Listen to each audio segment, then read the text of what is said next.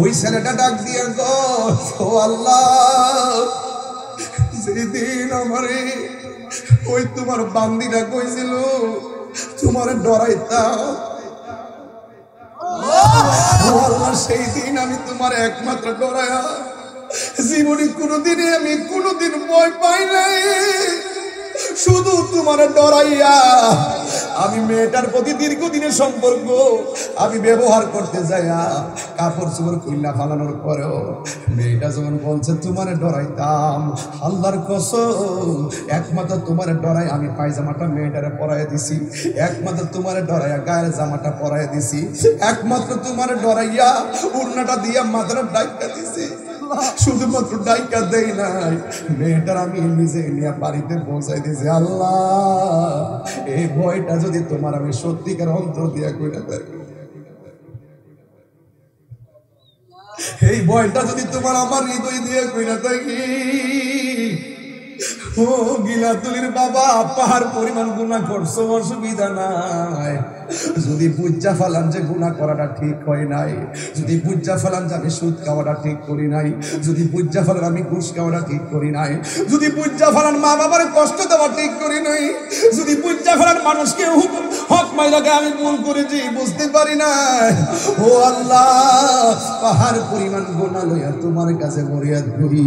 দেখবেন আল্লাহর হাবিব বলছে, হারানো টাকা ফেরত পাইলে বান্দা যেমন খুশি হয়, বান্দা যখন গুনাহ কইরা আল্লাহর কাছে তওবা করে, আমার আল্লাহ তার চাইতে বেশি খুশি হইয়া গুনাহ মাফ করে দেয়। এই ছেলেটা ডাক দিয়ে কি, আল্লাহ,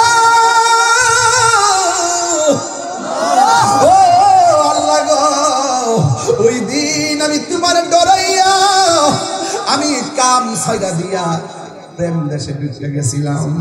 আল্লাহ, তুমি আমারে যদি আমি সেই দিন তোমার দিল দিয়া ভয় করে থাকি, আজকে আমরা যেইভাবে বিপদে ফেলাইছ, গুহার মুখের মধ্যে পাথরটা দিয়ে আমরা আটকাইয়া দিয়েছ, আমরার কোনো সাধ্য নাই। যদি ওই দিন তোমার ডরাইয়া থাকি, মেহেরবানি করে পাথরটা সরাইয়া আমরা জীবনটারে তুমি রক্ষা করো। এই কথাটা বলতে দেরি রে আমার বাবা,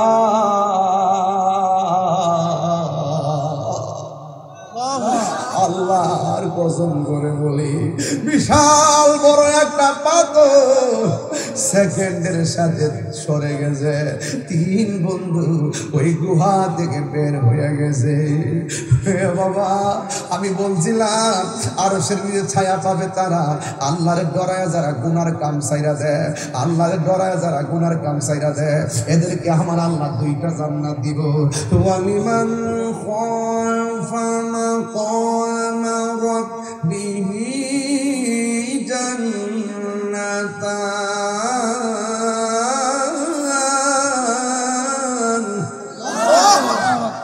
আল্লাহ রাব্বুল আলামিন বলেন, যারা আমি আল্লাহকে ডরায়া গো গুনার কাজ ছাইরা দেয়, আমি আল্লাহ তাদেরকে একটা জান্নাত দিব না, আমি আল্লাহ তাদেরকে দুইটা জান্নাত দিব। শুধুমাত্র তাই নয়, ইন্নালিল মুত্তাকিনা মাফাজা হাদাইকা ওয়া আনাবা ওয়া কাওয়াইবা আতরাবা। আল্লাহ বলে, যারা আমি আল্লাহকে ডরাইব, আমি আল্লাহ তাদেরকে আঙ্গুর ফলের বাগান উপহার দিয়ে দিব। শুধুমাত্র তাই নয়, আমি আল্লাহরে যারা ডরাইব, আমি আল্লাহ অন্ধকার থেকে তাদেরকে বের করে আমি আল্লাহর বন্ধু বানাইয়া নিব।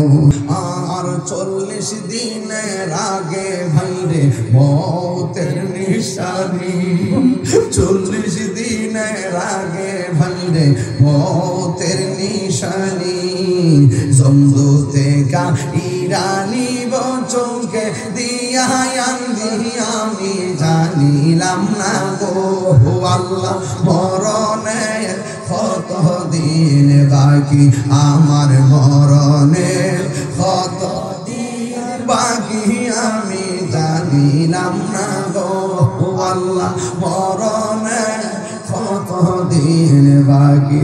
আর হায়াত হইল হাতে ভাইরে, মত হইল পায়ে, হায়াত হইল হাতে ভাইরে, মত হইল পায়ে। যেই জায়গা যার মরণ লেখা, সেই জায়গা সে মরে আমি জানিলাম না গো আল্লাহ, মরণের কত দিন বাকি, আমার মরণের আমি জানিলাম না গো আল্লাহ মরণে কতদিন বাকি। জিহাদ HD media, the Islamic content creator. পাইলে নিরালাই গো নবী, পাইলে নিরালাই, পাইলে নিরালাই গো নবী। দুই কদমে চুমু খাবো, দুই কদমে চরণ দুলি মাখে বগাই। পাইলে নিরালাই গো নবী, আয় পাইলে নিরালাই গো নবী, পাইলে নিরালাই। আমার নবী নূরের নবী, আমার নবী জিন্দা নবী, ঠিক না? আমার নবী নূরের নবী, আমার নবী জিন্দা নবী। ওরে দয়া করে তাই কো নবী, নিদানের বেলায় বলো না দয়া করে তাই কো নবী, নিদানের বেলায়।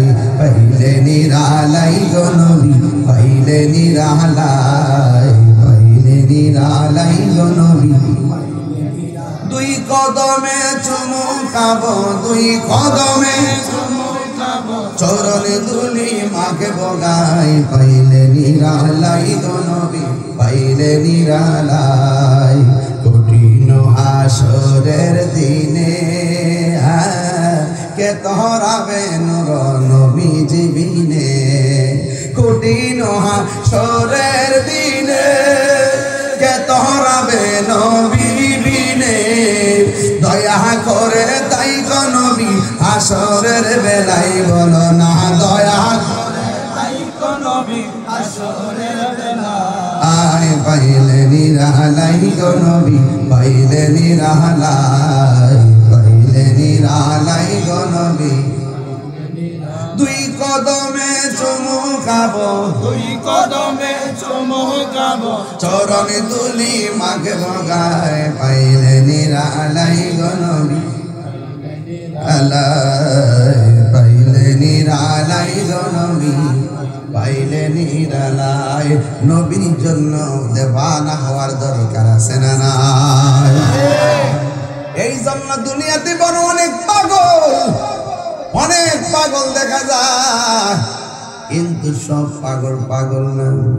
কেউ আছে দুনিয়ার পাগল, কেউ আছে আমার মাওলার পাগল। পাগলকে পাগল বলিও না, সব পাগল পাগল না।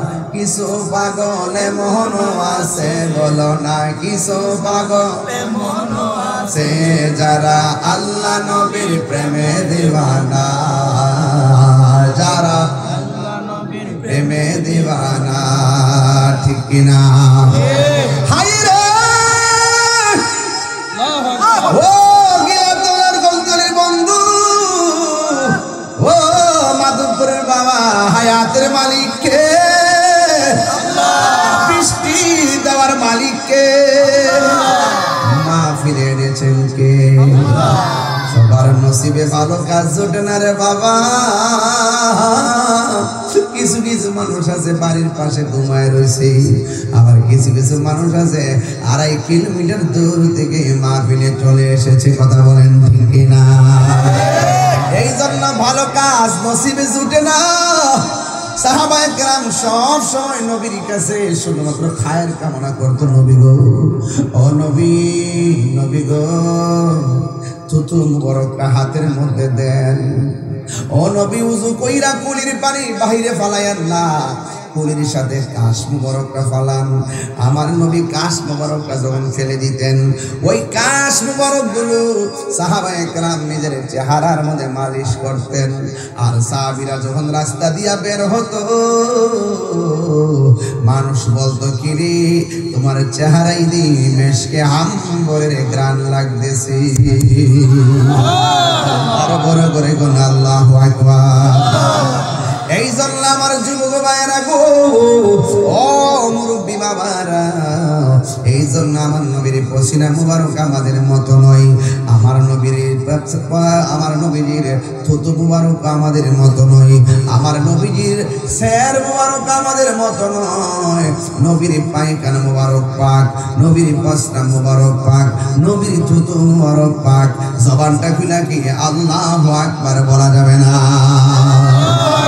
তাই তো আমার নবীর একটা সাহাবী আমার নবীর ডাক দিয়া কই, নবী গো। আর কত গোপনে গোপনে আল্লাহর জিকির করতাম। অর্ডার দেন এবার রাজপথে নামবো। রাজপথে নামবে, রাজপথে সোজা আঙ্গুলে গিয়ে ওঠে না। খানকায় বহুত বয়ে রয়েছে হিসাবরা লইয়া, আর খানকায় বসে থাকার সময় নাই। খানকার মধ্যে বইয়া বইয়া তসবিহ পর নাম ও ইসলাম, আবার তলোয়ার লইয়া বাতিলের বিরুদ্ধে ময়দানে যুদ্ধ করার নাম ইসলাম। ইসলাম কখনো নরম কখনো গরম। বাংলাদেশের কিছু বিশ্বাস আছে দেখছেন, ডায়াবেটিস যদি 2200 হয়,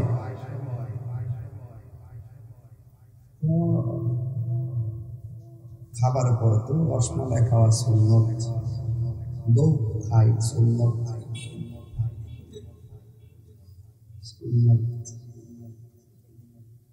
আর যদি তারে কোন যে মাদকপুর একটা মিছিলের যে প্রতিবাদ মিছিল ফিলিস্তিনের পক্ষে, ইসরায়েলের বিরুদ্ধে, তোর বিচার করবো। আরে যায় না, কোন ফিলিস্তিন আসবে মাদকপুর বাদ দেন।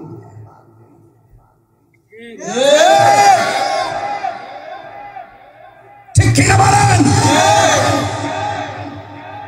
সুবিধাবাদী মুনাফিক। কথা বলা গেল তুমি মিসওয়াক করা ফজিলত তো জানো, খাবার শেষে মিষ্টি মুখের হাদিসটাও মানো।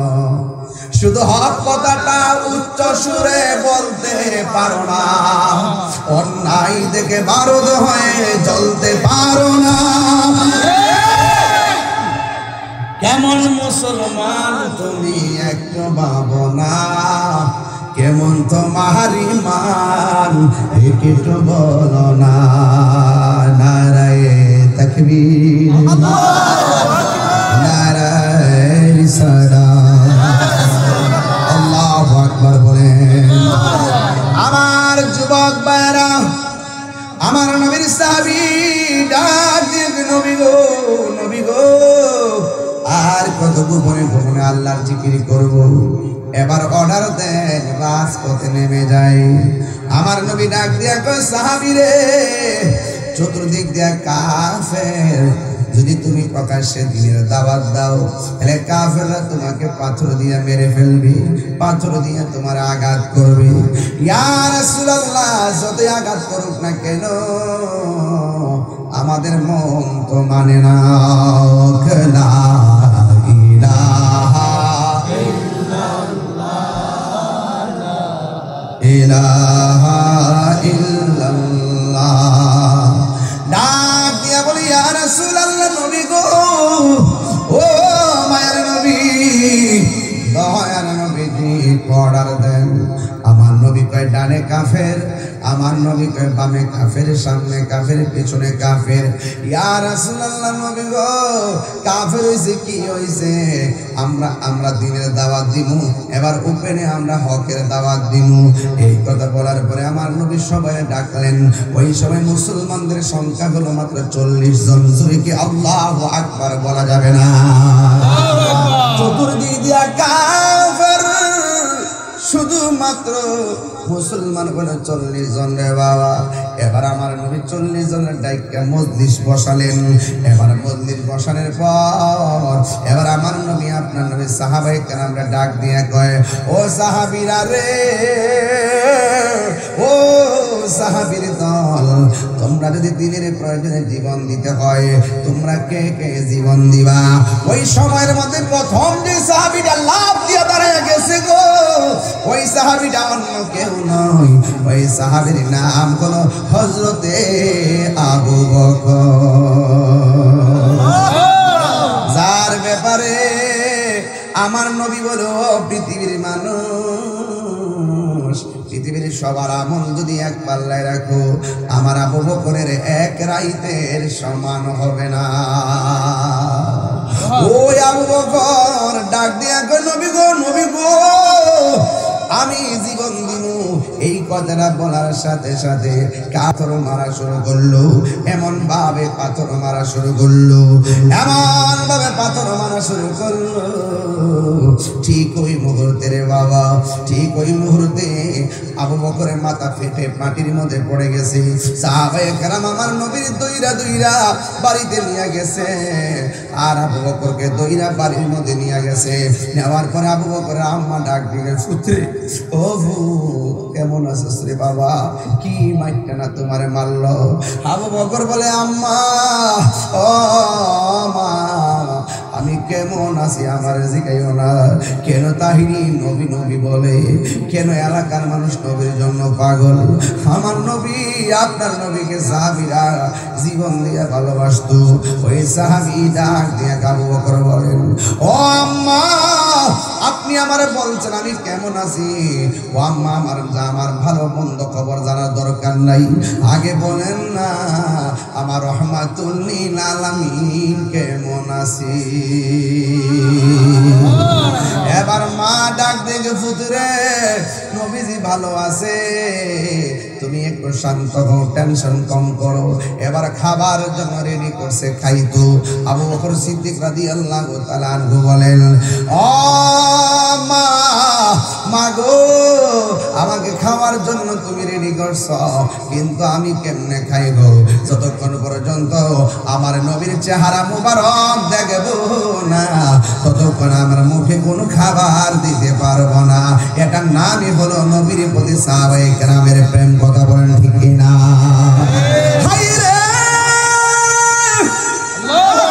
কি দিয়ে ওয়াজ বুঝাবো? কোন ভাষায় ওয়াজ করলে ওয়াজটা বুঝবেন? পাথর আঘাত খাওয়ার পর কই নবী কেমন আছে? আরে পেটের মধ্যে খাওয়ার নাই, রক্ত শেষ, দুর্বল। এরপরে কয়, মা, যতক্ষণ আমি নবীর নূরানি চেহারা মোবারক দেখব না গো আম্মা, ততক্ষণ আমার মুখে খাবার দিব না। আল্লাহু আকবার। আমার নবী নূরের নবী, আমার নবী জিন্দা নবী, বলো আমার নবী নূরের নবী, আমার নবী জিন্দা নবী। ওরে দয়া করে তাই গো নবী হাসরের বেলায়, বলো না, দয়া করে তাই গো নবী হাসরের বেলায়, পাইলে নিরালাই গো নবী, পাইলে নিরালাই, পাইলে নিরালাই গো নবী, পাইলে নিরালাই। জোরে জোরে কি আল্লাহু আকবার বলা যাবে না? এটা বলে সাহাবায়ে কেরাম রাসূলের প্রতি প্রেম। খাইলে খাইছে, না খাইলে নাই, কই নবী কেমন আছে? সাহাবায়ে কেরাম যখন ক্ষুধার্ত হয়ে যেতেন, রাসূলুল্লাহকে ডাক দিয়ে, ইয়া রাসূলুল্লাহ, বড্ড পেটে ক্ষুধা ছিল, আপনার চেহারা দেখে ক্ষুধা দূর হয়ে গেছে। সুবহানাল্লাহ। আরো বড় করে বলেন আল্লাহু আকবার। আমরা কি এরকম প্রেমে খেতে পারছি? রক্ত জড়ানো দূরের কথা, গাম হইতে জড়াই না। 200 টাকা চাইলেও যায় না নবীর জন্য। এই কথা বলতেছো কিন্তু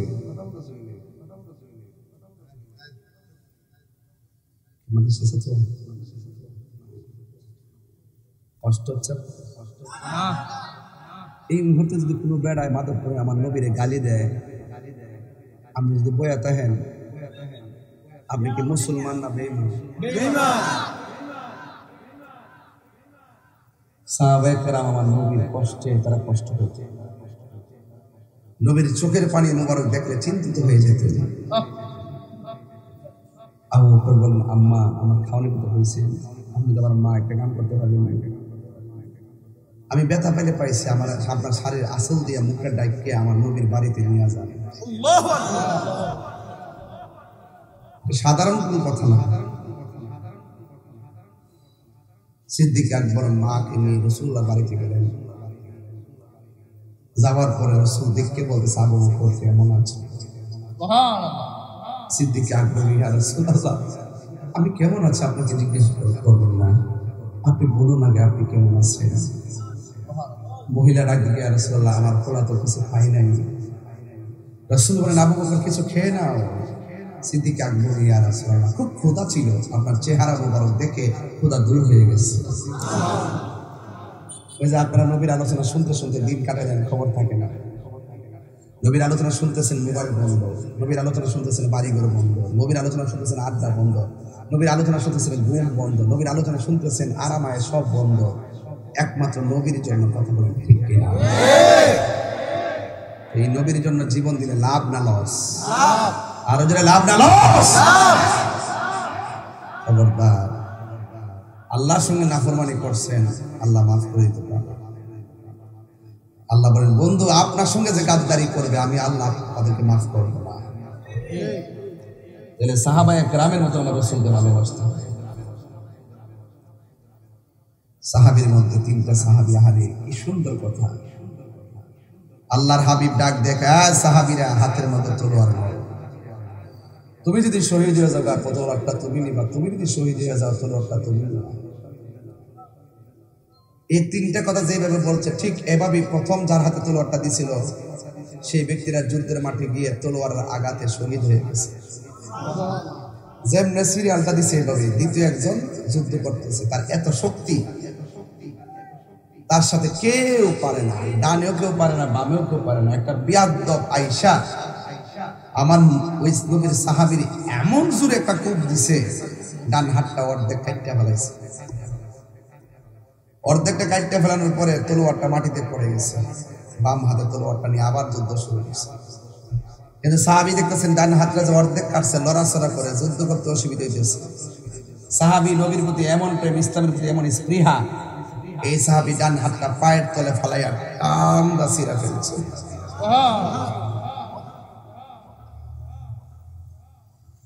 বাম হাতের মধ্যে তলোয়ারটা নিচে নিয়ে যুদ্ধ শুরু করছে। একটা বিয়াদব এমন জোরে একটা কূপ দিছে, বাম হাতটা কাটটা জমিনে পড়ে গেছে। এখন সাহাবী দেখতেছে তলোয়ারটা পড়ে গেছে, লাস্ট পর্যন্ত 2 হাত নাই, দাঁত দিয়ে কামড় দিয়ে তলোয়ার নিয়ে দাঁড়াই গেছে। সুবহানাল্লাহ কন্যা কি লেগে আসে? আমি প্রথমেই কইছি নবীর জন্য, দিনের জন্য রক্ত দেব, দূরের কথা গাম হইতো জড়াই না। আমরা এমন যাদের মুসলমান নিত্য কথা কন ঠিক কিনা? এমনি তো মাশাআল্লাহ মুসলমানের গর্ব মুসলমান, আর কিতা লাগে? মুসলমান হইও দুজকে যাইব, নামাজ পড়িও দুজকে যাইব, রোজা রাখলেও দুজকে যাইব, একমাত্র নবী না মানার কারণে।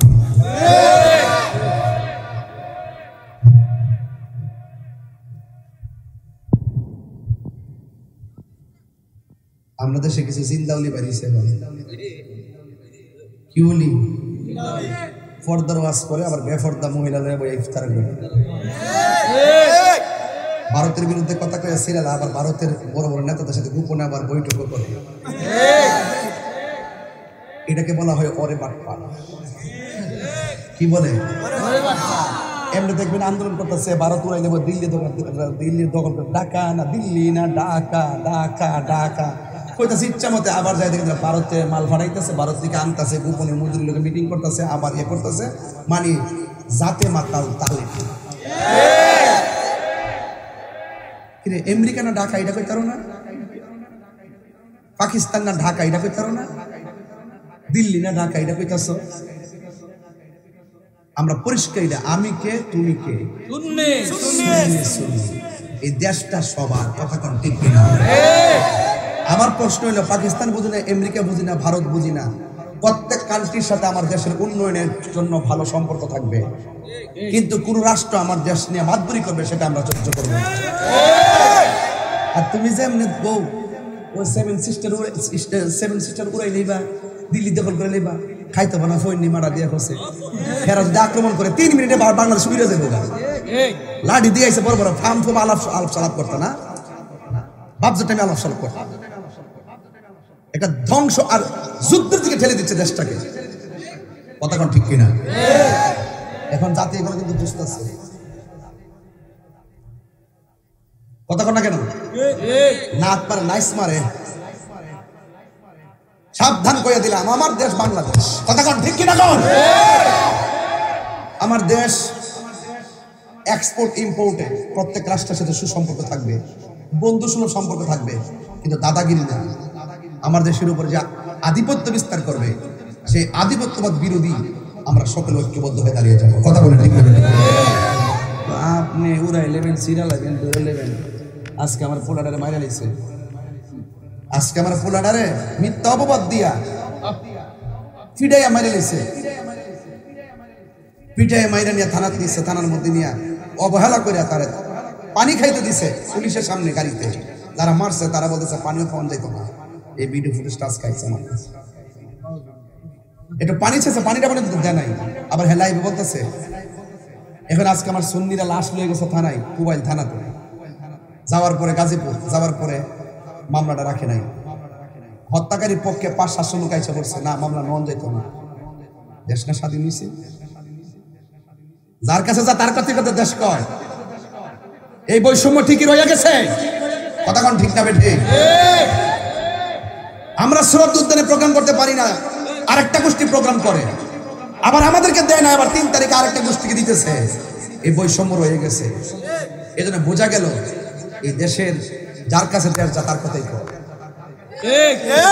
সুফিয়ানা বক্তব্য আমরা সামনে দিয়েন না, ওকে আল্লাহর বলে গেছেন গা, এটা আমরা সামনে দিয়েন না।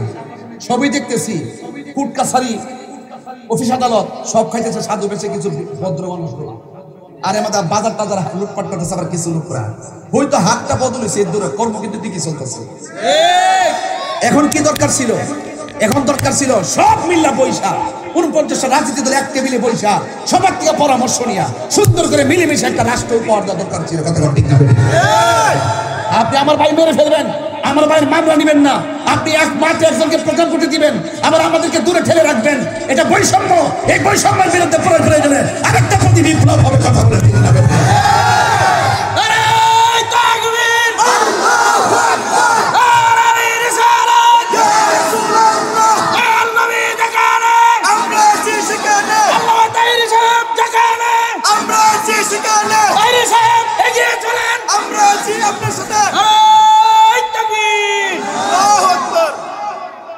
আমার খুঁজতেছে অনেক মামলা দিয়ে একবারে সেট চালাইছে। আমি কইছি বাবা আমি তাহির হুজুর, আমার হাতের কবজির দাম আছে, এই হাত দিয়ে আমি জীবনে নবীর বিরুদ্ধে লিখিনি। আমার জবানে কথার দাম আছে, এই জবান দিয়ে কোনো নবীর বিরুদ্ধে কথা বলি না। শুধু পারি না, এই সুন্নিটির পারে না, পারি না। এক কাপ চা খাই ঘুরে যাবে। কিতাব হয়েছে তোরা, কিতাব হয়েছে জীবন ঘরটা বিল্ডিং দিয়ে বানিয়ে দিছে। সুন্নিগিরি করো তোমরা। আগামীতে সিদ্ধান্ত নিব সুন্নিরা থাকবে একজোট, এরপর হবে ব্যালটে ভোট। আমাদেরকে অবহেলা করে একটা সাইডে ভালো রেখা, অথচ মেজরিটি পার্সেন্ট হলাম সুন্নি। এত সুন্নি হওয়ার পরও আমাদের একটা সাইড করে ভালো রেখা রাষ্ট্রের সুবিধা তারা নেয়, রাজনৈতিক সুবিধা তারা নেয়, অর্থের সুবিধা তারা নেয়, লাস্টে ট্যাগ লাগা সুন্নিদেরকে। কথা ঠিক না? এখন সুন্নিরা এক থাকতে হবে, বুড়াবুড়ি ভয় আগে এখন, আগে নিজেদের জোট, তারপরে ব্যালটে ভোট। এবার সুন্নি দিককে আমরা ভোট দেব। কথা বলে ঠিক না বেঠে? এটাই পরিষ্কার। এছাড়া এই দেশে শান্তি আসবে না। কেন বলছি? এই স্বাধীনতার পরে এমন করে মার সন্তান নাই মাজারে আক্রমণ করবো স্বপ্ন দেখতো, কিন্তু 8 মাস হয়েছে না, প্রায় 95টা মাজারে আক্রমণ করে উড়াই দিছে। কি ভাবলেন, কি বুঝলেন? আইবারে যদি মাজার ভাঙ্গে, দুদিন পরে ঘর ভাঙবো। সুন্নিরা না বুঝলে তোরা আমার দাওয়াত করিস না।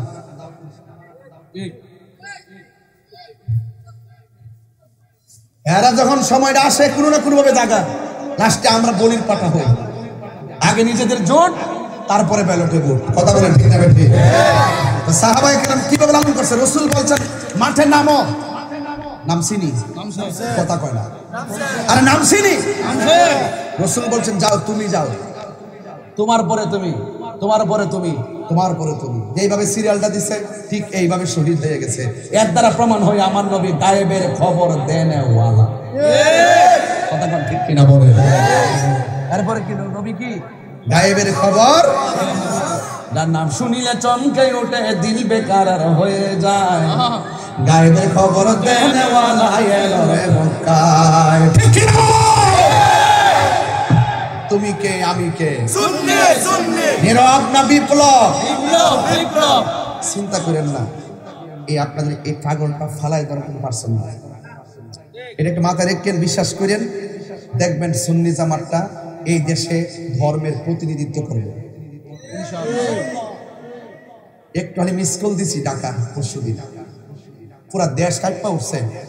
একবার ইহানো দে, একবার হিয়ানো দে, একবার ওখানে দে, একবার 2 ঘন্টা, একবার 1 ঘন্টা, তাড়াতাড়ি শেষ করেন। মাথা নষ্ট হয়ে গেছে, কত ঘন্টা মাথা নষ্ট হয়ে গেছে। দেখবেন বাংলাদেশে কিছু লোকের মুখে ইসলাম আছে, ভিতরে ইসলাম নাই।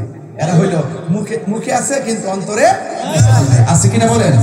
তা আমার একটা টার্গেট ছিল কি, যেহেতু হুজুররা বহুদিন পরে একটা বাংলাদেশের সুযোগ পাইছে, সব ইসলামী দল একসাথে হইয়া মনে হয় একটা মিটিং করবো, কইরা মনে হয় একটা প্ল্যাটফর্ম যাইবো। ও মা গো মা, দিহিজি রোহনের হাত করা গোড়া একটু হেরা আলাদা প্যানেল করছে। সুন্নিরা রোহিঙ্গা বানাই দো, এরা বেদাতি, এরা মাজার ফুজারি, মাজার ভাঙ্গে হমান করে লাও। এরকম পরিস্থিতি করছি নি এখানে থেকে পারিন আপনার লেগে এক কাপ চা খাই, একটা টুস বিস্কুট খাইয়া আমরা ঘোরার থেকে এটা করেছি, হ্যাঁ আমরাও যাবো, কিন্তু সুন্নিরা আমরাও যাবো, এই দিক দিয়ে যাবো, কিন্তু একসাথে যাবো। ঘরের লোক কি আর ভাগ হইেন না, মন থাকবো আর ভাগাভাগি না, আমরা সব সুন্নি এক হইতে, নাইলে আমরা সামনে বিপদ আছে। কথা কোন ঠিক না? এবার আসেন দেখি আমার নবী কি বলছে। ওই সাহাবীর ডান হাতটা কেটে ফেলে দিছে, বাম হাতটা কাইটা ফালাইয়া দিছে। প্রথম জন শহীদ হইয়া গেছে, দ্বিতীয় দলের 2টা হাত কাইটা জমিনের মধ্যে ফালাইয়া দিল। বন্ধুরে আমার গিলা তোলের বাবারা, ও মাধবপুরের বাবা জিরারি, ও যুবকের দল, এই সাহাবীটা যখন মাটির মধ্যে পড়ে গেলেন, ইন টাইমে দাঁত দিয়া তলোয়ারটারে কামড় দিয়া ধরলেন। এরপরে ওই বিয়াদবরা প্রথম সাহাবী শহীদ হলো, দ্বিতীয় সাহাবীর 2 হাত কেটে ফেলছে, ওই হাত একটা টান্দা ছিঁড়া ফেলছে, আর ওই দাঁত দিয়া কামড় দিয়া তলোয়ারটারে ধরলো। ওই তলোয়ারটা ধরার পরে ওই কিছু মানুষ আইসা, এখন তো সাহাবীর 2টা হাত নাই, মুখ দিয়া কি করবে, এমন ভাবে সাহাবীটার আঘাত করেছে। এই সাহাবীটা আঘাত খাইতে খাইতে দুনিয়া থেকে বিদায় হইয়া গেছে। আমার নবী বলে উম্মত উম্মত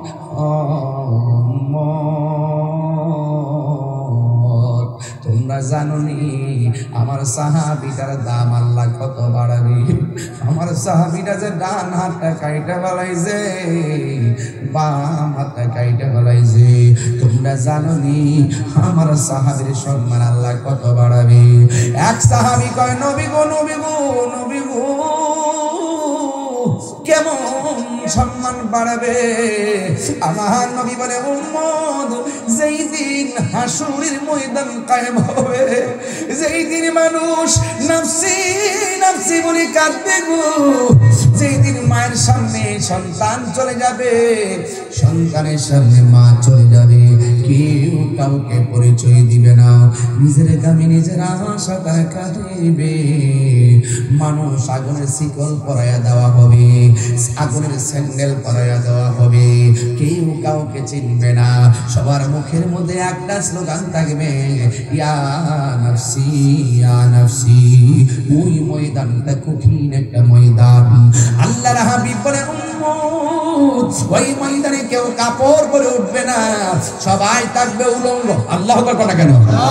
আয়েশা সিদ্দিকা রাদিয়াল্লাহু তাআলা আনহা বলেন, ইয়া রাসূলুল্লাহ, নবী গো, উলঙ্গ অবস্থায় যদি ময়দানের মধ্যে উঠে, একজন তো আরেকজনের দেখতে ফেলাবে, কেমন লজ্জাস্কর হয়ে যাবে না? আমার নবী বলে, আয়েশা রে, না না, কবর থেকে মানুষ সোজা হয়ে উঠবে না, কাঠটারে বাঁকা করে আসমানের দিকে উড়াইয়া দেওয়া হবে। সরুমার কাঠি যত বড়, ঠিক এত বড় উপরে সূর্যটা থাকবে, মানুষের মগজগুলা খুলে যাবে, ভাতের মার যেমন করে টকবক করে পড়ে, ঠিক এমন ভাবে মাথার মগজগুলা টকবক টকবক করে পড়বে।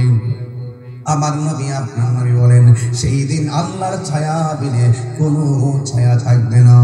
আমার সাহাবীর সম্মানটা কত বাড়বে জানো নি? আমার নবী বলে, উম্মত, হাসরের ময়দানে আল্লাহর আল্লাহর ছায়া বিনে কোনো ছায়া থাকবে না।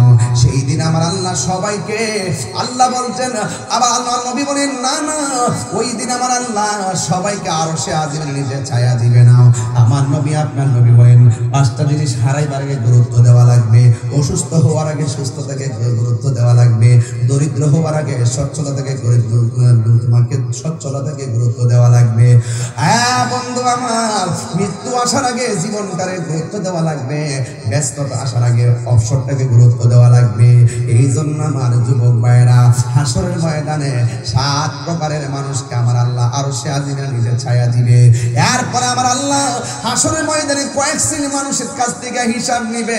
আল্লাহ বলবে, ও বান্দা, আমি যে তোর টাকা দিলাম, টাকাটা কোন পথে ব্যয় করছস? আমি যে তোরে যৌবন দিলাম, সেটা কোন পথে ব্যয় করছস? সব হিসাব আমার আল্লাহ হাসরের ময়দানে নিয়ে যাবে। ও বন্ধু রে, বন্ধু রে, বন্ধু, ওই আল্লাহর ছায়া যিনি কোনো ছায়া থাকবে না। 7 প্রকারের মানুষকে আমার আল্লাহ আরশের নিচে ছায়া দিবেন। 1 নম্বর হলো যারা ন্যায় বিচারক, ঘুষখোর সরদার আছে, ঘুষখোর মাওলানা আছে, টাকা খাইয়া ফতোয়া ঘুরাই না, ঘুষ খাইয়া দেন দরবার ঘুরাইয়ালা আছে না? সুক্তিব দরবার করলা, দরবারে বই বারে কি রাই করলা, ফোনে ফোনে রায় হয়ে যায়। ঠিক 100 আমি তো দমন করে তুমি এটা কেবা, আমি তো দমন করে তুমি এটা কেবা। ঠিক যখন কোনো দরবার দেখবেন যে হ্যাঁ আপনার পক্ষে বেশি কথা কইতাছে, মন করে আপনি লাস্টে 5টা দিব। এটা কিন্তু সিস্টেম, এটা হলো টাকা খাওয়ার সিস্টেম। এর থেকে টাকা খা, এর থেকে টাকা খা। একজনকে মামলা কর, আরেকজনকে মামলা করিস না। এইভাবে টাকাটা বেশি খাওয়া চলতেছে সমাজ, এগুলো চলে খারাপ। আসিনি আসিনি ন্যায় বিচারকদেরকে আমার আল্লাহ আরশের নিচে ছায়া দিয়ে দিবে। তাইলে ঘুষ খাইয়া সরদারি করলে, বিচার করলে ছায়া পাওয়া যাবে না। আর রাশি ওয়াল মুরতাশি কিলাহুমা ফিন্নার, যারা ঘুষ খাইব, যারা ঘুষ দিবে, দুটোই জাহান্নামের আগুনে জ্বলবে। এই জন্য সুদ খাওয়া যাবে না, ঘুষ খাওয়া যাবে না। সুদের ওয়াজ করতে আমার যেই মজা লাগে,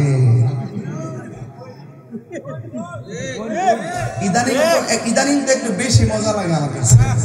কিছু কিছু মৌলবীরা সুদের ওয়াজে ছাইরা দিছে।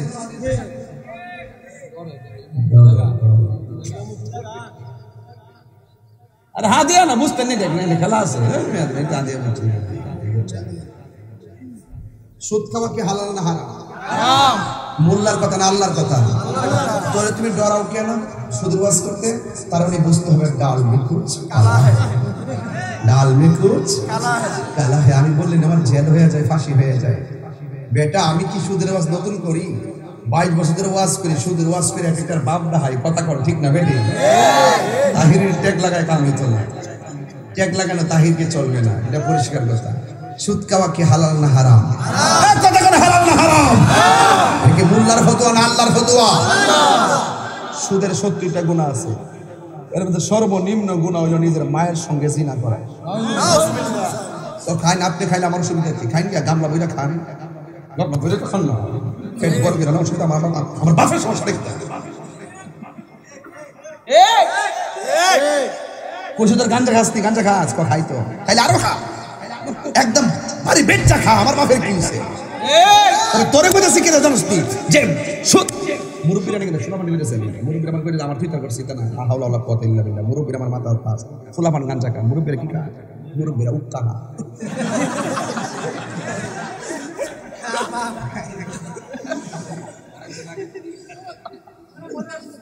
কি বাবা করতে ঠিক আছে, থ্যাংক ইউ ভেরি মাচ। এই যে সুদের ওয়াজ করছি, এই যে বাস দিছি, যে আমার হাত দিয়ে ঘুরছে। কথা কোন ঠিক না বেটি? আরো জোরে কোন ঠিক কিনা? সুদ খাওয়া হালাল না হারাম? সুদ খাওয়া কি রহমত না গজব? নেশা করা কি রহমত না গজব? আরে আপনি আপনার বাপের টাকা দিয়া নেশা করবেন, বাবা খাইবেন, ইয়াবা খাইবেন, ফেঞ্চি খাইবেন, গাঞ্জা খাইবেন, ডেন্ডি খাইবেন। আমার বাপের কি? ও আমার বাপের একটা কিছু আছে। তুমি গাঞ্জার কারণে আমার ভাই নষ্ট হচ্ছে, তুমি গাঞ্জার কারণে আমার সমাজ নষ্ট হচ্ছে, তুমি গাঞ্জার কারণে তোমার মা চোখের পানি ভরে কান্না করে, তুমি গাঞ্জার হওয়ার কারণে তোমার বাপ চোখের পানি ভরে কান্না করে, তুমি গাঞ্জার হওয়ার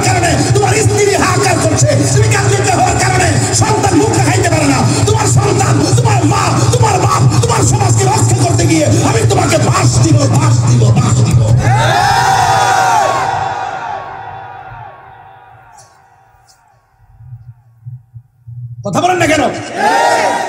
গতকাল দেখছি, গতকাল আপন দুই সন্তান মিল্লা বাপটারে এই দিকটা ফাটায়া হুজুর মিল বাড়ি করে ফেলাইছে। আপনি কি মনে করেন এই নেশার টাকার জন্য বহু সন্তান তার বাপের গলায় ছুরি চালাই দিছে? এই মেয়ে আপনারা দেখেন না এগুলো? এগুলো অহরহ হচ্ছে কিনা বলেন না কেন? সমাজ আবার ঠিক করছে, যেই সমাজে যেই লোকটা গুসকা হেরোকেমেন্টটা বাদ সবাই মিলে ধরবেন। আর আমরা যেমন একটা বসেছে সমাজে যেমন টেহা আছে, যা বাপসাব আছে, এর আব্বা ডাক্তার নিয়ে মসজিদের সভাপতি বানিয়েছে। এই হাত তুলে এখন ঠিক না বেঠি চিন্তা করি তাহির হুজুর বানানা 5 ওয়াক্ত নামাজ পড়ে মুখের মধ্যে দাঁড়িয়ে আছে, নবীর মোহাম্মদ আছে, দুরূদ শরীফ পড়ে, নামাজ কালাম পড়ে, 5 ওয়াক্ত নিয়মিত নামাজ পড়ে। এই লোকটা গরিব হইলো, এটা নিয়ে মসজিদের সভাপতি বানাবেন, দেখবেন পুরো সমাজ আল্লাহ শান্তি নাজিল হয়ে যাবে। আমি মসজিদ একটা গুরুত্বপূর্ণ জায়গা, এটা হারাম করে হাতে আপনি নেতৃত্ব দিয়ে দিচ্ছেন। এটা কি বাজার? এটা মসজিদ, এখানে নেতাগিরি চলবে না। এই মসজিদে সব থেকে বড় নেতা হলো ইমাম সাহেব। কথা বলেন ঠিক না? ফার্স্ট ইয়ার বেতন দেনা 10 টাকা জারি মারে। বাবা রি বাবা, লন্ডন থেকে আইছে। হ্যাঁ মনে করছি ইমাম সাহেব বুঝি বেকার, তো দবক দিলে যাইব, ফুরিত থাকবো 5,000 টাকা 6,000 টাকা মাগ নইটা, ফুরিত থাকবো। হ্যাঁ ফুরি থাকবো। আমি ইমাম সাহেব কাটা তুমি আসুনি? হ্যাঁ এই জ্বালা ইমাম ভালো লাগে না।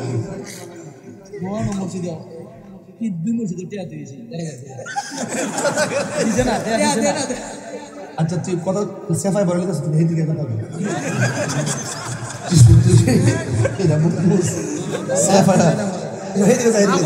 না না সেফাই বলে গেছে।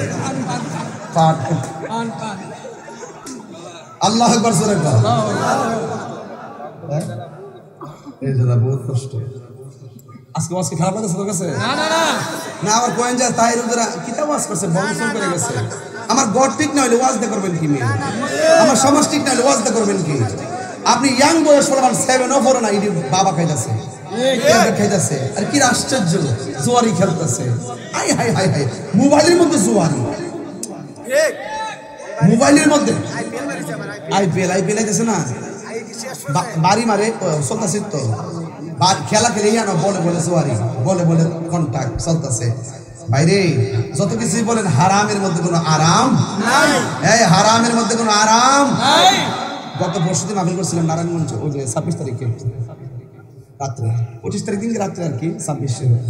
তো আমি বললাম যে ভাই আজকে এখানে যারা এসেছেন, যারা গাঞ্জা খান, একটা লোক হাত তোলে, একটা লোক হাত তুলছে, আশরাফুল টুপি টাপি দিলাম, দিয়ে পেলাম যে ঠিক আছে বাবা তুমি আজকে থেকে আর গাঞ্জা খাইও না, না খেতে। পরে নামাজ টামাজ পড়বো, তোমার আব্বা আমার সেবা টেবা করবো।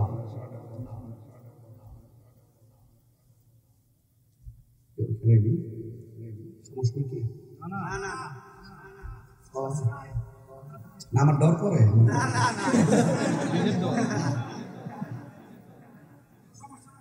আমার ডর করে। শুক্র যদি আমার সামনে কতবার সাহস পাক হয়, আমার সামনে আইতো, আমি হারাম কেমন গলায় ছুরি লাগাই দিলাম, আমি হারামটা হারামি করি, যে হারাম খাইব আমি হারাম খুর করবো। কথা কর, এটা মোল্লার ফতোয়া না, এটা আল্লাহর ফতোয়া। কথা কর ঠিক কিনা? নেশা কি চলবে না বন্ধ হবে? ঘুষ কি চলবে না বন্ধ হবে? আমি বলছি হাজার মানুষকে আল্লাহ আরো সে নিচে ছায়া দিবে। এর মধ্যে এক শ্রেণী হলো যারা ন্যায় বিচার করে। তো সমাজের মানুষ যদি আমি কষ্ট দিতেছি, আমি যেমনি মন খারাপ করে হাসি খুশি দিতেন কেউ কই জানো, এই বেটা এসব নালাম তোরা, আজকাল লড়ালড়ি নাই, আজকাল সময় বাইন যাইছি ইনশাল্লাহ। ঠান্ডাটাও পড়ছে, আর বৃষ্টি এলে আমার কাছে ভাল লাগে, ফেয়ে পানি ওয়াজ করতে আর বেশি ভালো লাগে। মারহাবা জোরে কথা কিনলে গিয়া যাক ভাইরা, আমার সময় কিন্তু 1 ঘন্টা গেছে, আলহামদুলিল্লাহ। আর 10 মিনিট সময় দিলে কি আপনার কষ্ট হইব? আজকে কিন্তু 5 ঘন্টার ওয়াজ 1 ঘন্টা করে নিতেছি, যা আছে সব বাংলা। আমার বক্তা হিসেবে আপনারা মানেননি, বক্তা হিসাবে যেহেতু মানছেন, আমি কি কোরআন সুন্নাহর বাইরে কথা বলতে পারবো? বললে কি কেউ আমার বক্তা কইব? এই সমাজের মানুষ যদি আপনাকে একজন বিচারক হিসেবে মানে, বুঝবেন যে আপনার কপালটা খুলে গেছে, আপনি ন্যায় বিচার করবেন। আমি যেমন বক্তা এসে মানার পরে আমি কোরআন শোনা বাইরে কথা বলতে পারবো না, বললে আমার অবস্থানকে শেষ হয়ে যাবে, আল্লাহর কাছে জবাব দিতে হবে, মানুষ আমাকে মন্দ বলবে, মানুষ আমাকে গ্রহণ করবে না। ঠিক আপনাকে যদি সমাজ যদি বিচারক হিসাবে মেনে ফেলে, বিচারক হিসাবে যদি মেনে ফেলে, যদি বিচারক হিসাবে মেনে ফেলে, দেখবেন বিচার কিন্তু সবাই করতে পারে না। সমাজের মাস্টার্স পাশ আসে, দেখবেন বিচারের বউ বুঝে না। ইদানিং আমার সমাজে কিছু পোলাপান না অর্দার মারছে, পোলাপান না সর্দার। ওই ক্ষেত্রে গরু আছে না, ক্ষেতের ধান খেলেছে, বিচার গেছে পোলাপানের কাছে, পোলাপান না সর্দার ঠিক আছে কালকে আয়ো। আর নতুন সর্দার না, বুঝেন না, পরে সুন্দর করে নিয়ে বসাইছে, তো মুরব্বী সর্দার দুই একজন রাখছে আর কি। অন ফুল এমনি ফেস দিয়া, পাউডার ফেস দিয়া বিচারটা যে করতেছে বড় লোকের পক্ষে আর কি। মিয়া তোমার গরুটা মিয়া দান্ডি খেলেছে 10 মণ ধান হইল, এর বেশি লক্ষণটা হইল 10 মণ ধান বলি হইল, এর বিচারটা লক্ষণ হচ্ছেন নি। আচ্ছা, আর মুরব্বী বেটা যেটা ধানটা তো খাইলে গরু ধান দ্বারা হবে বালা, মানুষের ধান খাওয়াটা তো ক্ষতি। তবে তোমার এখানে যেভাবে ধান খাইছে কিছু ধান তুমি খাইলে হইলে, তবে গরুরা যে মারছ কাম হয়েছে বাস আছে নি আই ওয়ান তো হাইওয়ান ভিতরে বুঝদার জায়গা নইলে গরুরা যে খাইছে বুঝছে না, তো তুমি যে মারছ বাবা কামটা ভালো ছিল। তবে তোমরা কই গরু বাইন্দা রাখতো, আর যে কোনো বিষয় পশু পক্ষীরে মারতে গেলে চিন্তা করে নাই, এটা বদ্ধ আইব। এই কথা বলার পরে যে দান খাইছে হের মায়া লেগে গেছে, ঠিক আছে যাক খাইলে খাইছে, আমার মুসিবে নাই, ঠিক আছে। আর হে আয়া কো বাইন্দা রাখতে পারো না, 10 মণ দান নিলে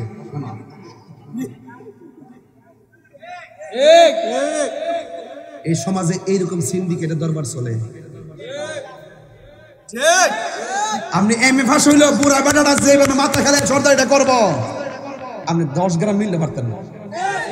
এটা আল্লাহর রহমত লাগবে। আমার সাথে কত বড় বড় হুজুর আছে না, কত হুজুর আছে মনে করেন সে, আমি যে এখন কথা কইতেছি, এক একটা ফুলের এক একটা গ্রাম, ফুল সবই, জবাও ফুল, বেলিও ফুল, গোলাপ ফুল, গন্ধ কিন্তু ভিন্ন, বুঝতে পারছি। আপনি আমি না, আমিও আপনি, আপনার মধ্যে কোনো গুণ থাকলে আমি এটা গ্রহণ করবো, আমার মধ্যে কোনো দোষ থাকলে আপনি এটা ধরে দিবেন। এটা হলো কমিউনিকেট মানুষ হিসাবে। এই জন্য কাউকে ঠকাইলে নিজে ঠকতে হয়, বুঝতে পারছে? বুঝতে পারছে? অনেক সময় বৃষ্টি পরে নিউজ থেকে শিলা বৃষ্টি পরে জানে খেটটা সমানের জায়গা দাঁড়িয়ে দিয়ে ঘুরে জায়গা কিও এই রিজিক দেওয়ার মালিক কেডা? আরে বড় করবেন কেডা? এই জন্য হারাম খাওয়া যাবে। তাহলে হাসর মাঠে সর্বপ্রথম যাদের মাথায় আল্লাহ আরশের ছায়া দিবে তিনি হলো বিচারক। এবার কি বিচারক? ন্যায় বিচারক। কি বিচারক? ন্যায় বিচারক। আমরা মতো ন্যায় বিচারক হলো পেয়েছি। অন্যায় করার পরও থানায় যাওয়ার পরে মামলা নেয় না। আজকে দেখছেন না 500 জন কমছে মামলা নিচ্ছে না, লাশ পেয়ে গেছে জোরজার মূল্য দিতে। তবে এক মাঘে শীত জানে, এক মাঘে মান হাফারা হুফির, আপনি করে মারেন অন্যায় ভাবে, একদিন আপনি এইভাবে মার খাইবেন। কারণ লিখে রাখেন কাগজে, জুলুম করে কখনো একশই হয় না, একদিন একদিন আপনি জুলুম শিকার হবেন। কথা বলেন ঠিক না? কামা তাদিনু তুদানে, যেমন কর্ম তেমন ফল। 2 নম্বর হইল আস-সাখী, দানশীল। আস-সাখীউ হাবিবুল্লাহ, দানশীল ব্যক্তি আল্লাহর বন্ধু। দানশীল ব্যক্তি আল্লাহর বন্ধু। 3 নম্বর হইল যেই লোকটার মনটা মসজিদে ফিরে থাকে। আমরা দেশের ম্যাক্সিমাম 95% মানুষের মন ফিরে থাকে বাজার। আমার ঠিক করলো যে আপনি নিজে কইতাছে এটা দূরত্বে কইতাছে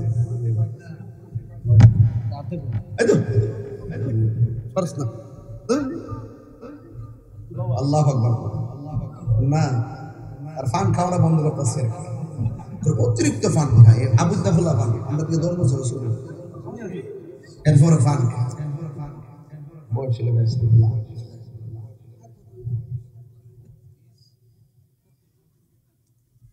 আমরা দেশের মানুষের মন মানসিকতাকে বাজারও বেশি করে দেখে না মসজিদও আপনার বিবেক নিয়ে প্রশ্ন করি মসজিদে যাওয়ার পরে দেখবেন ইমাম সাহেব যখন বৈঠকে বসে একটু দেরি হয় না সালামটা ফিরাইতে হ্যাঁ ফিসের দিকে মসজিদে কাশের বন্যা শুরু হয়ে যায় ইমাম সাহেব মিস কল দিয়ে তাকদা সালাম ফিরেন বাজারে কাম আছে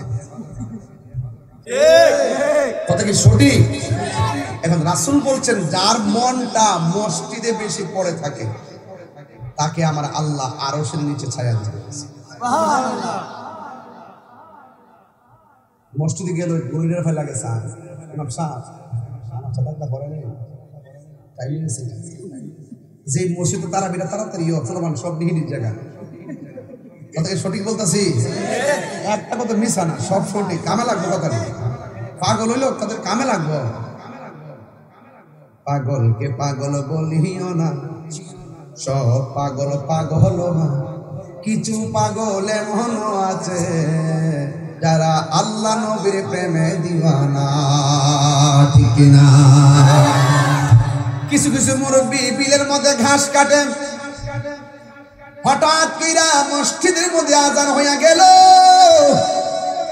মুরব্বী মনে মনে ভাবেন আমি যদি বাড়ির মধ্যে যাই নামাজের টাইমটা চলে যাবে কোমর থেকে গামছাটা খুইলা খেতে রাহিলের মধ্যে বিছাইয়া খালের পানি দিয়া উজু কইরা নামাজ পড়ে অথচ লোকটা নামাজের টাইমে নামাজ পড়ে চেহারাটা বড় কালো রোদ্রে পড়তে পড়তে চেহারাটা কালো হয়ে গেছে কিন্তু লোকটা যেদিন মারা যায় এই লোকটারে যখন গোসল কইরা ওই জানাজার মাঠের মধ্যে লইয়া যায় মানুষ কয় দেখছস তীরে তার চেহারাটা না সারা জীবন কালো ছিল এখন কেমন জানি একটা নুরানি নুরানি ভাব লাগে আল্লাহর হাবিব বলেন যাদের মন মসজিদে পড়ে থাকে কিছু কিছু মুরব্বী দেখবেন যখন ফজরের নামাজের আযানটা দিয়া দেয় তখন মুরব্বীরা ওযু কইরা মসজিদে রওনা দেয় সাসি ডাক দিয়ে এখন কোথায় যান ওই মসজিদের মধ্যে যাইতেছি এই মসজিদে তো আরো সময় আছে এই ঘরের মধ্যে শুইয়া থাকলে লাভ কি মসজিদে যাইয়া বৈশা থাকলে নফল ইবাদতের সওয়াব পাওয়া যায় আল্লাহর হাবিব বলেন হাসরের ময়দান যেদিন কায়েম হবে ওই কঠিন মুসিবতে যার বিছানা ভালো লাগে নাই যার বাজার ভালো লাগে নাই মসজিদটা তার কাছে বড় ভালো লাগছে আল্লাহর জিকিরটা বড় ভালো লাগছে ইবাদতের জন্য মনটা পাগল ছিল ইবাদতের জন্য মনটা দিওয়ানা ছিল খাবার না খাইলে দুঃখ করে নাই এক ওয়াক্ত নামাজ ছুটতে গেলে শান্তি পায় নাই আল্লাহর হাবিব বলেন যেই মানুষটার মন মসজিদের মধ্যে পড়া থাকে গো ওই মানুষটাকে আমার আল্লাহ আরশে আজিমের নিচে ছায়া দিয়ে দিবে এই জন্য বন্ধুরে বন্ধুরে বন্ধু এরপরে আমার নবী বলেন জানুনি 3 নম্বর গেল 4 নম্বর হলো যারা আল্লাহকে ডরায়া গুনার কাজ ছাইরা দেয় যেমন মনে করো আমার কাছে একটা বোতল আছে এই বোতলটা হলো মদের বোতল দরজা লাগাইয়া দিলাম জানালা লাগাইয়া দিলাম সব লাগাইয়া রাতে 12টার সময় মদের বোতলটা আমি খুললাম খুইলা এই টিপাটা ফালাইয়া দিলাম ফালাইয়া দেওয়ার পর আমি মনে মনে ভাবতেছি এইটা খাইলে আমারে কেউ দেখবে না এটা খাইলে আমারে কেউ দেখবে না সকালে কেউ সাক্ষীও দিতে পারবে না বড় মজা পাবো ইন্টারেস্ট পাবো যেই মাত্র মদের বোতলটা মুখের মধ্যে নিয়ে ঢুকাইব ওই মুহূর্তেই তার মনের মধ্যে একটা জাগ্রত এসে গেছে মনের মধ্যে একটা ভয় এসে গেছে আমারে যদি আমার মা দেখে না আমারে যদি আমার ভাই দেখে না আমারে যদি আমার বন্ধু দেখে না আমাকে তো আমার আল্লাহ দেখতেছে এই কথা চিন্তা কইরা মদের বোতলটারে ঢিল মারা ফলাইয়া আল্লাহু আকবার বলেন না কেন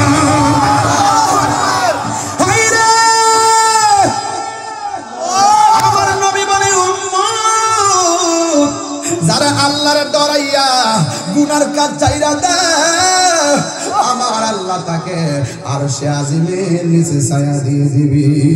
যেমন যেমন একটা হাদিস পড়লাম, 3টা বন্ধু ঘুরতে গেল, একটা গুহার ভিতরে ঢুকলো, ঢুকার পরে একটা পাথর গুহার মধ্যে আটকায়া গেছে, একটু ফাঁক করতে পারে না, চিৎকার দিলে মানুষে শুনবে না, ধাক্কায়া পাথরটা সরাইতে পারে না। 3 বন্ধু একটা আরেকটার বন্ধু এখন দিয়ে পাথর লড়ে না, মানুষও কান্নার আওয়াজ শুনবে না, আমাদের মনে হয় এখানে না খাইয়া মরা লাগবো, এখন আমরা কি করব? এক বন্ধু আরেক বন্ধু কয়, জীবনে যদি কোনো ভালো কাজ করে থাকি চলস না, এই ভালো কাজটা দোহাই দিয়ে আল্লাহর কাছে আজকের বিপদ থেকে সাহায্য চামো, কারণ আমরা ভিতর দিকে ডাক দিলে কিয়ামত পর্যন্ত কেউ শুনবে না, আমাদের কেউ খাবারও দিবে না, না খাইয়া মরা লাগবে, এখান থেকে বের হতে পারবো না, চলস না। আমরা আল্লাহর কাছে বলবো, আল্লাহ আমি এই ভালো কাজটা করেছি, তুমি এটার উসিলায় তুমি আমার পাথরটা সরাইয়া দাও। এইভাবে একজন করে আল্লাহর কাছে বলতেছে। একটা বন্ধু আল্লাহরে বলতেছে, আল্লাহ আমার একটা বোন ছিল, চাচাতো বোন, এলাকার সম্পর্কের বোন, আমি এই বোনটার প্রতি নজর করলাম, এই বোনটাকে আমি পছন্দ করলাম, অনেকবার চেষ্টা করেছি তার সঙ্গে সম্পর্ক করার জন্য, সে রাজি হই নাই, আমি পারি নাই, কিন্তু একদিন আমি তাকে রাস্তার মধ্যে পাইলাম, মনে মনে ভাবলাম যেহেতু মেয়েটা রাজি হই না, আজকে আমি তাকে ব্যবহার করে আমার শখ মেটাবো, এই কথা চিন্তা ভাবনা করে আমি তারে ধরতে গেলাম, মেয়েটা একটা দৌড় দিল, দৌড়তে আমিও তারে দৌড়াইলাম, দৌড়ানোর পরে মেয়েটা ক্লান্ত হইয়া পড়ে গেছে, আমিও তার কাছে গেলাম, যাইয়া তার শরীর থেকে ওড়নাটা সরাইয়া ফেললাম, তার শরীর থেকে জামাটা খুইলা ফেললাম, অল্পরি থেকে কাপড় খুইলা আমি তার উপরে উঠলাম, তারে ব্যবহার করব। তখন মেয়েটা ডাক দিয়া কয়, বাইরে আমি এমন ক্লান্ত হইয়া গেলাম, এই ক্লান্ত হয়ে যাওয়ার কারণে আমি আর ধরতে পারি না, তুমি আমাকে নিস্তেজ বানাইছো, আমি ফিজিক্যালি অনেক দুর্বল হয়ে গেছি, আমি আর ধরতে পারি না, ইন টাইমে আমি তোমার একটা কথা কই, এই মুহূর্তে তুমি আমার যা মন চা তা করতে পারবা, আমি তোমার বাধা দিতে পারতাম না, আমার গায়ে শক্তি নাই, কোনো মানুষ নাই যে আমার এসে বাঁচাইব, তবে আমি তোমার একটা কথা কই, তুমি আমার দিকে একবার তাকাইছো, 2বার তাকাইছো, 3বার তাকাইছো, একটা বার তুমি শুধু আমার ব্যবহার করার আগে আসমানের দিকে তাকাও, আমার আল্লাহরে ভয় করো, আমার আল্লাহরে ভয় করো। ওই ছেলেটা ডাক দিয়ে গো, ও আল্লাহ, যেদিন আমারে ওই তোমার বান্দিটা কইছিল তোমার ডরাইতাম, সেই দিন আমি তোমার একমাত্র ডরায়া, জীবনে কোনোদিন ভয় পাই নাই, শুধু তোমার ডরাইয়া আমি মেয়েটার প্রতি দীর্ঘদিনের সম্পর্ক আমি ব্যবহার করতে যাইয়া কাপড় চোপড় খুলনা ফালানোর পরেও মেয়েটা যখন বলছে তোমার ডরাইতাম, আল্লাহর কসম একমাত্র তোমার ডরাই আমি পায়জামাটা মেয়েটারে পরাইয়া দিছি, একমাত্র তোমার ডরাইয়া গায়ের জামাটা পরাইয়া দিছি, একমাত্র তোমার ডরাইয়া উড়নাটা দিয়া মাথার ডাইকা দিছি, শুধুমাত্র ডাইকা দেই নাই, মেয়েটার আমি নিজে নিয়ে বাড়িতে পৌঁছাই দিয়েছি। আল্লাহ এই ভয়টা যদি তোমার আমি সত্যিকার অন্তর দিয়া কইরা দেয়, এই ভয়টা যদি তোমার আমার হৃদয় দিয়ে কইরা থাকি, ও গিলাতুলির বাবা, পাহাড় পরিমাণ গুনাহ করছো, অসুবিধা নাই, যদি বুঝা ফেলান যে গুনাহ করাটা ঠিক হয় নাই, যদি বুঝা ফেলান যে আমি সুদ খাওয়াটা ঠিক করি নাই, যদি বুঝা ফেলান আমি ঘুষ খাওয়াটা ঠিক করি নাই, যদি বুঝা ফেলান মা বাবার কষ্ট দেওয়া ঠিক করি নাই, যদি বুঝা ফেলান মানুষকে হক মাইরাকে আমি ভুল করেছি বুঝতে পারি না, ও আল্লাহ পাহাড় পরিমাণ গুনাহ লইয়া তোমার কাছে ফরিয়াদ করি। দেখবেন আল্লাহর হাবিব বলছে, হারানো টাকা ফেরত পাইলে বান্দা যেমন খুশি হয়, বান্দা যখন গুনাহ কইরা আল্লাহর কাছে তওবা করে, আমার আল্লাহ তার চাইতে বেশি খুশি হইয়া গুনাহ মাফ করে দেয়। এই ছেলেটা ডাক দিয়ে কি, আল্লাহ ও আল্লাহ গো, ওই দিন আমি তোমার ডরাইয়া আমি কাম ছাইড়া দিয়া প্রেম দেশে ঢুকে গেছিলাম। আল্লাহ তুমি আমারে যদি আমি সেই দিন তোমার দিল দিয়া ভয় করে থাকি, আজকে আমরা যেইভাবে বিপদে ফেলাইছ, গুহার মুখের মধ্যে পাথরটা দিয়ে আমরা আটকাইয়া দিয়েছ, আমরার কোনো সাধ্য নাই। যদি ওই দিন তোমার ডরাইয়া থাকি, মেহেরবানি করে পাথরটা সরাইয়া আমরা জীবনটারে তুমি রক্ষা করো। এই কথাটা বলতে দেরি রে আমার বাবা।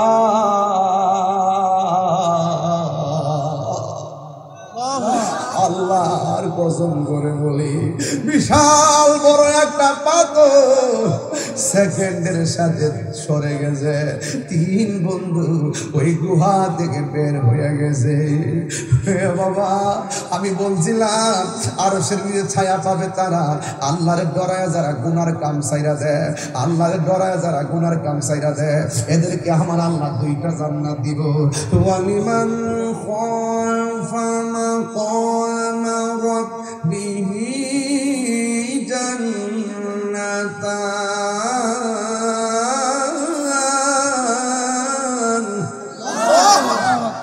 আল্লাহ রাব্বুল আলামিন বলেন, যারা আমি আল্লাহকে ডরায়া গো গুনার কাজ ছাইরা দেয়, আমি আল্লাহ তাদেরকে 1টা জান্নাত দিব না, আমি আল্লাহ তাদেরকে 2টা জান্নাত দিব। শুধুমাত্র তাই নয়, ইন্নালিল মুত্তাকিনা মাফাজা হাদাইকা ওয়া আনাবা ওয়া কাওয়াইবা আতরাবা। আল্লাহ বলে যারা আমি আল্লাহকে ডরাইব, আমি আল্লাহ তাদেরকে আঙ্গুর ফলের বাগান উপহার দিয়ে দিব। শুধুমাত্র তাই নয়, আমি আল্লাহরে যারা ডরাইব, আমি আল্লাহ অন্ধকার থেকে তাদেরকে বের করে আমি আল্লাহর বন্ধু বানাইয়া নিব। আল্লাহু ওয়ালিয়্যুল্লাযীনা আমানু ইউখরিজুহুম মিনাজ যুলুমাতি ইলান নূর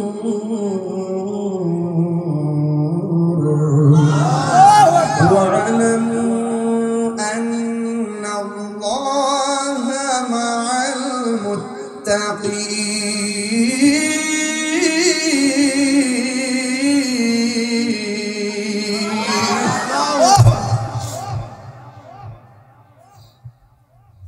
ذلك الكتاب لا ريب فيه هدى للمتقين।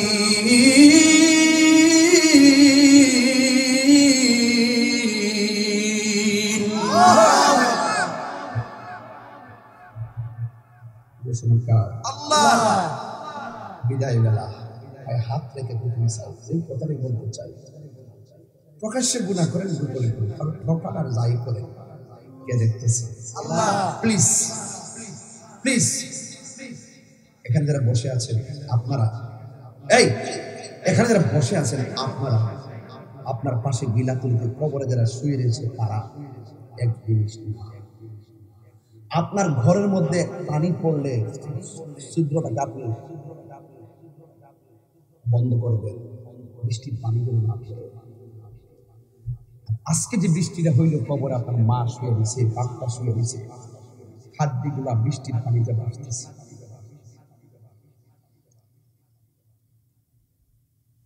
ওয়ামা ইয়াস্তাবিল আহইয়াউ ওয়ালাল আমওয়াত।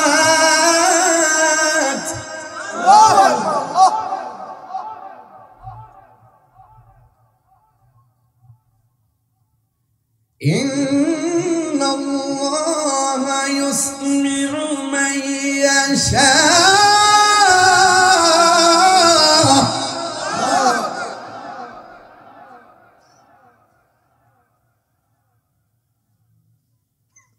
কবরটার মানুষগুলো অশান্তিতে আছে, অসহায়। পিপিলিকার ছিদ্র দিয়ে পানি ঢুকতেছে, কাদার মধ্যে হাড্ডিগুলা ঢুকে দিচ্ছে, মাথা ছাড়া করে দিচ্ছে। জীবনে কিছু করেন আর না করেন, কোথাও যান আর না যান, অন্তত পক্ষে মানুষ যদি মারা যায় তাকে দেখতে যাবে। যেই মানুষটা আপনার সাথে খাওয়া দাওয়া করছে, আপনার সঙ্গে খেলাধুলা করছে, সেই মানুষটা নিথর দেহটা পড়ে আছে, তার উপরে একটা চাদর বিছিয়ে দেওয়া আছে। কাপড়টা উঠিয়ে একটু দেখবেন, মানুষটা ওই সময় কত নিরুপায়। যদি আরেকটু সময় থাকে, আপনি একটু মৃত্যু খাটে শুয়ে যে গোসলটা করাবেন, সেই গোসলের দৃশ্যটা দেখতে যাবেন। যেই মানুষটা আপনার সঙ্গে চললো ফিরলো, তার এত আধিপত্য, এত সুনাম, তাকে গোসল করাচ্ছে ডানে বামে ঘুরাইয়া ঘুরাইয়া, সে নড়তে পারে না। তাকে খিলাল করাচ্ছে, মুখ খুলতে পারে না। তার পেটের মধ্যে চাপ দিয়ে পায়খানাগুলো বের করছে, নিষ্কাশন করতে পারে না। তখন বুঝবেন ওই মুহূর্তটা ওই ব্যক্তিটার জন্য কত অসহায়। আরেকটু সুযোগ থাকে, অবস্থানে যাবে, মাটিতে শুয়ে দেওয়ার পর তার কাফনটা খুলে কেবলার দিকে মুখটা করবে। ঠিক ওই মুহূর্তে একটু চিন্তা করবেন, যেই মানুষটাকে এখন শোয়ানো হচ্ছে, আগামীকাল এই মানুষটাকে আর এভাবে আর কখনই দেখতে পারবো না। যেই মানুষটা এখন শুয়ে আছে, এই মানুষটার টাকাগুলো এখন কোথায় আছে? ব্যাংকে কত, গড়ে কত, বাইরে কত, জমিন কত, সন্তানরা কি করবে, ভাবার মতন তার একটু সুযোগ নাই। তাহলে কেন আপনি টাকা টাকা করলেন? কেন আপনি সন্তান সন্তান করলেন? কিছুই তো নিতে পারলেন না। একবার চেহারা দেখে নিজের হৃদয়টাকে আখিরাতের জন্য ড্রাফটস করে সেই চিত্রগুলো ইনবক্সিং করবেন, আর মনে মনে ভাববেন, আমার দাদার সময় যে আনুষ্ঠানিকতা ছিল, মৃত্যুর সময় এলান হয়েছে, মৃত্যুর পরে কাপড় কেনা হয়েছে, মৃত্যুর পর মসজিদের খাট এসেছে, মৃত্যুর পর তাকে গোসল দেওয়া হয়েছে, মৃত্যুর পর তাকে কাঁধে করে জানাজার মাঠে নেওয়া হয়েছে, মৃত্যুর পর তাকে কাঁধে করে কবরস্থানে নেওয়া হয়েছে, মৃত্যুর পরে দুইজন কবরে নেমে তাকে মাটিতে শোয়া দিয়েছে, আবার দুইজন উঠে গিয়ে বাঁশগুলো দিয়েছে, চাটিগুলো দিয়েছে, মাটিগুলো দিয়েছে।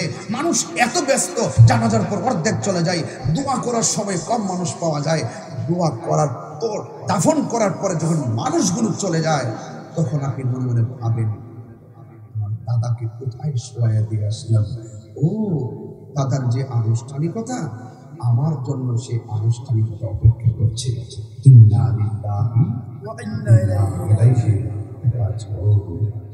আমার দাদার যে আনুষ্ঠানিকতা, আমারও সেই আনুষ্ঠানিকতা হবে। এই জন্য কে কোন দিন মারা যান কেউ বলতে পারি না। এই জন্য সবাই মৃত্যুর জন্য প্রস্তুত থাকতে হবে। ধরুন না একজন ডাক্তার বলছে আপনার ক্যান্সার হয়েছে, আপনি বাড়িতে ঢোকার পরে আপনার বাবা ক্যান্সারটা হয়েছে, সে কিছুই বুঝে না। আপনি ঢোকার পরে বাবাটা ধমক মারছে, কোথায় ছিলি এতক্ষণ, ছিলি কোথায়? রিপোর্ট তো আর বাবা জানে না। সন্তানকে সেদিন বাবার সাথে ঝগড়া করবে? সন্তান বলবে বাবা একটু বাইরে গেছে। ঘরে যাওয়ার পর মা বলছে কতক্ষণ কোথায় ছিল, চাল্লা খায়ালো। সন্তান মনে মনে ভাবেন, মা তুমি তো জানো না আমি, আমার গণনা শুরু হয়ে গেছে, মনে হচ্ছে এই খাওয়াটাই যেন মায়ের শেষ আদরের খাবার। বিকালবেলা বন্ধুর সঙ্গে দেখা করতে গেছে, কিরে দোস্ত কোথায় ছিলি? মনে হচ্ছে বন্ধু মনে এই বলছে, এত খবর নিচ্ছে মানুষ আমার, কিন্তু আমার খবর তো আমি জানি। 30 দিন গোনা শেষ হয়ে যাবে, মনে হচ্ছে মৃত্যু চলে আসছে, কিন্তু ডাক্তার হয়তো 30 দিন বলছে, আপনার অজান্তে আজকের দিনটাই আপনার শেষ দিন। কথা বলেন না, আমার মরণে কতদিন বাকি আমি জানিলাম না গো আল্লাহ, কতদিন বাকি আমার মরণের, কতদিন বাকি আমি জানিলাম না গো আল্লাহ, মরণের কতদিন বাকি। আর আজরাইল আসিয়া যখন হস্তে দিবা দড়ি, আজরাইল আসিয়া যখন হস্তে দিবা দড়ি, তখন আমার মনাবাই করবা লুকালুকি আমি জানি গো আল্লাহ, মরণের কতদিন বাকি আমার মরণের কতদিন বাকি আমি জানিলাম না গো আল্লাহ, সবাই বলেন দিন বাকি আর 40 দিনের আগে ভাইরে মৌতের নিশানি, 40 দিনের আগে ভাইরে মৌতের নিশানি, জমদুতে কা ইরানি চোখে দিয়া আমি জানিলাম না গো আল্লাহ মরণের কত দিন বাকি আমার মরণের কত দিন বাকি আমি জানিলাম না গো আল্লাহ মরণের কত দিন বাকি আর হায়াত হইল হাতে ভাইরে মত হইল পায়ে হায়াত হইল হাতে ভাইরে মত হইল পায়ে যেই জায়গা যার মরণ লেখা সেই জায়গা সে মরে আমি জানিলাম না গো আল্লাহ মরণের কত দিন বাকি আমার মরণের কত দিন বাকি আমি জানিলাম না গো আল্লাহ মরণের কত দিন বাকি মরণের কত দিন বাকি